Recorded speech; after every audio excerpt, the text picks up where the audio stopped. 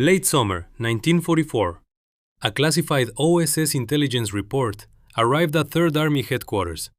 Not about enemy positions, not about logistics. This document contained a direct order from Adolf Hitler, mandating the immediate assassination of General George Patton. When a commander discovers that enemy special operations units are actively hunting him, standard military doctrine demands an instant security lockdown. General Hobart Gay, Patton's chief of staff, fully anticipated that response.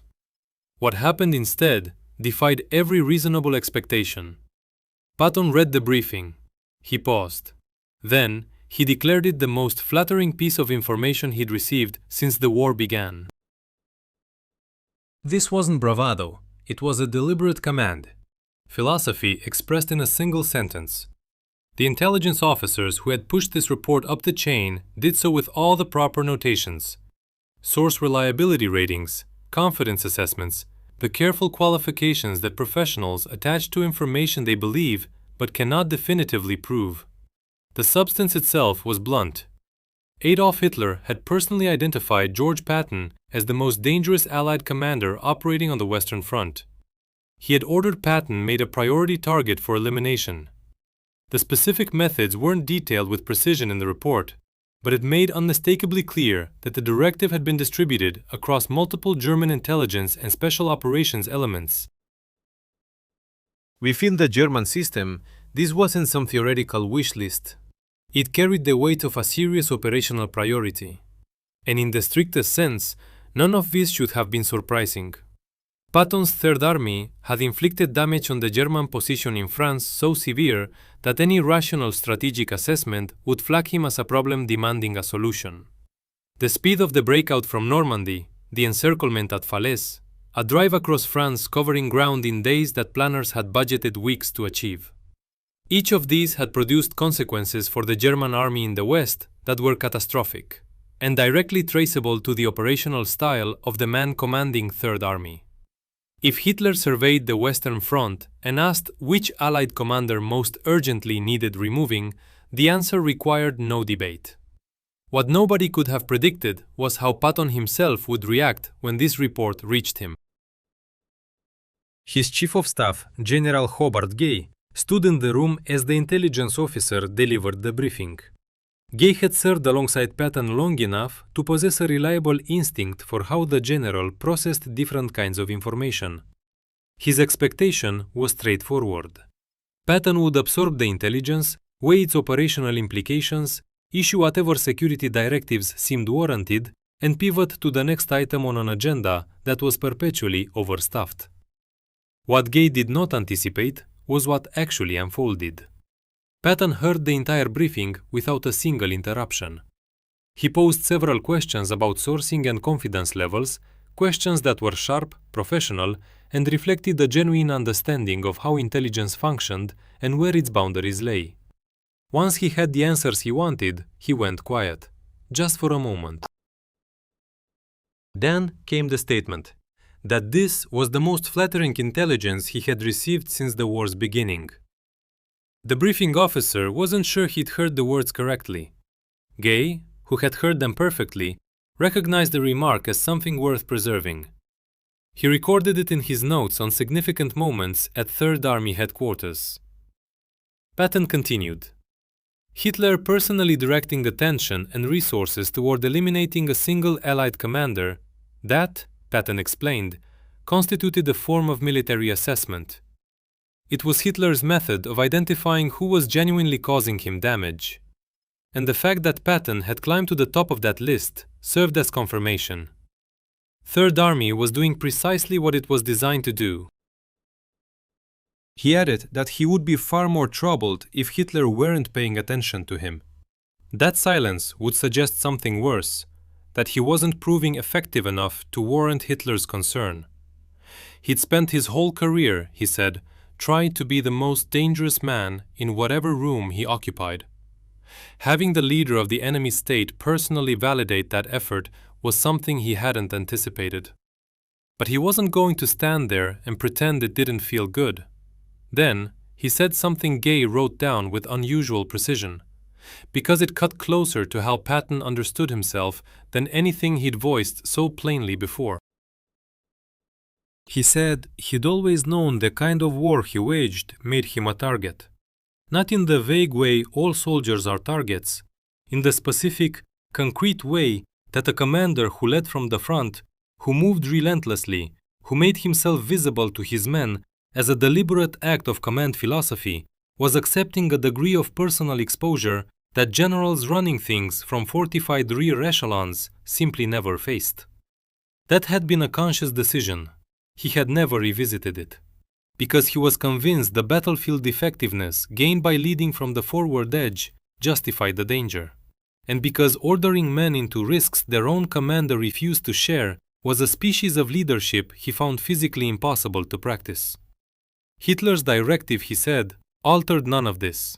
It verified that the danger was genuine, something he'd never doubted. And it verified that Third Army operations were producing exactly the effect he designed them to produce. He had believed that already, but enemy confirmation was useful data. The intelligence was routed through proper channels. Patton's security detail received a full briefing. Specific modifications were applied to the protocols governing his movements and communications. The OSS was tasked with developing whatever further detail it could extract about the methods and timelines embedded in the German directive. All of it was executed with professional rigor by the people responsible for executing it. Patton's personal reaction to the tightened security was entirely predictable. He sat through the briefings from his protection team with the patience of a man who grasped why they were necessary, even if he found them tiresome. He acknowledged the revised movement protocols. Then he broke several of them within 2 days. Not from carelessness. From the operational certainty that commanding Third Army effectively and keeping its commander alive were competing priorities, and that choosing between them was no choice at all. His aide at the time, a young captain who had joined the staff in France and had not yet fully calibrated what serving under Patton actually meant, asked him at one point whether it was unsettling, knowing that German special operations teams were actively working to kill him by name. Patton fixed the aide with that particular look he reserved for questions that revealed a misunderstanding he considered foundational. Then he explained. German elements had been actively trying to kill him since he first touched ground in North Africa in 1942. The distinction between ordinary German soldiers attempting to kill him in the regular course of combat and German commandos assigned to kill him as a dedicated mission was a difference that altered his circumstances in no way he considered meaningful. The only thing the Hitler directive accomplished, he said, was confirming he was worth the effort. He had always believed that. Having it confirmed was gratifying. And the proper response to confirmation of what one already believed was not fear. It was redoubled commitment to the exact behavior that had earned the confirmation. The aide pressed further. Did he ever think about dying, not as an abstraction, but personally, as a real possibility that he might be killed before this war ended? Patton went quiet for a moment. Then he answered. He thought about it the way any honest soldier who'd spent as much time forward as he had thought about it, which meant he'd made his peace with it as a possibility long ago, and the making of that peace had been one of the most important things he had ever done. Because a commander gripped by the fear of dying made fundamentally different choices than one who was not. And those fear-driven choices were never the ones that won anything. He admitted he did not want to die, said it plainly, without posturing, without the rehearsed bravado men in his position so often performed. It was simply true. He had objectives, a war to finish, a career demanding completion. Dying before accomplishing any of it would have been profoundly irritating, assuming he retained the capacity for irritation. But he drew a hard line between wanting to live and being afraid to die. That distinction, he said, had been settled inside him years ago, and no directive from Hitler was going to undo it. Then he said something his aide carried for the rest of his life. He said the most lethal error a commander could commit was allowing self-preservation to infect his operational thinking. That the instant a commander's personal survival entered his calculations, he had already begun to lose, because the enemy could detect that shift, not always in ways you could put into words, but in ways that were undeniably real. A commander shielding himself instead of pressing the attack had already surrendered an advantage he would never fully reclaim. Hitler, Patton said, understood this principle. That was precisely why the directive existed. Hitler was attempting to inject a new variable into Patton's mind: survival. He was trying to plant a hesitation inside Patton's decision-making, something that would drag the tempo down, breed caution, blunt the relentless pace that was grinding German formations apart faster than replacements could arrive. A strategically sound approach, Patton acknowledged. The problem for Hitler was straightforward. It wasn't going to work, because Patton had settled the question of his own mortality on terms no directive could reach. The Third Army's advance held its tempo. Intelligence reports regarding the German order kept flowing in.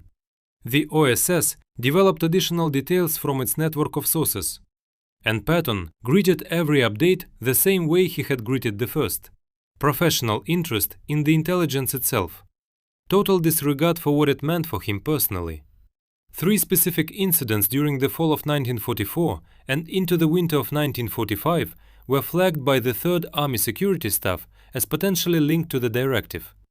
A sniper engagement near a forward command post Patton had visited just hours before. An intercept indicating a German special operations team had been assigned to track his movement patterns. A vehicle ambush along a route he had used, then abandoned at the last moment for purely operational reasons that had nothing to do with his safety. Whether any of these episodes genuinely traced back to the directive, or was simply the routine violence commanding near the front lines of an active war, that question cannot be answered with certainty. What can be established is that Patton received briefings on every one of them, and that his reaction never varied from his response to the original report. Engaged with the intelligence, dismissed the personal threat entirely. He survived the war. The Hitler directive, whatever resources had been funneled into it, failed to accomplish its purpose. Patton's Third Army completed the very campaign Hitler had identified as the gravest danger to Germany's western position, smashing through France, crossing the Rhine, penetrating into Germany itself, sustaining a pace that defied what anyone had considered operationally realistic, all the way to the finish. Patton died in December 1945. No German marksman, no special operations team, no act of calculated violence. A road accident outside Mannheim, in the very country he had spent 3 years fighting to reach. It was, by every measure, an ending that contradicted everything about the man. A death arriving in the wrong shape, at the wrong moment, in the wrong place. As though the war, having exhausted every method it possessed to kill him, the universe had simply selected the worst possible option on the table. But back in the fall of 1944, when intelligence reached him that Hitler had personally marked him as a priority target, he called it the most flattering thing anyone had told him since the war began. Then he turned around and went right back to dismantling the German army across the Western Front. At the same relentless speed, with the same savage intensity that made him worth singling out to begin with. That was his response. The only kind of response he was capable of giving. And considering what the Third Army accomplished in the months after that moment, it's hard to make the case he was wrong.